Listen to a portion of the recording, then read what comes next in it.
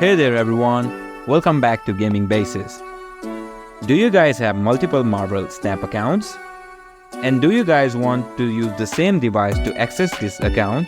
If so, then this video is just for you. I'm gonna show you how to exactly switch between Marvel Snap accounts. So let's get started.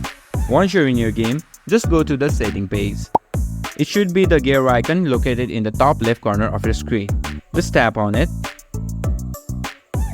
On your setting page, just scroll down a little bit until you see Link Account option. Now just tap on Sign Out to sign out of this account. So the game is asking for confirmation, just tap on Sign Out again. Now you'll be taken back to the title screen. Just tap on Sign In with Google. Now choose the account that is linked with your another Marvel Snap account. Now the game is loading. Now you can see here I have successfully switched Marvel Snap accounts in the same device.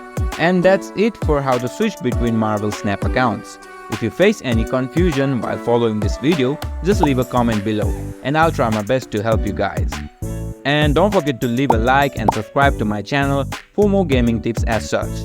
And be sure to hit that notification bell so you never miss a future video.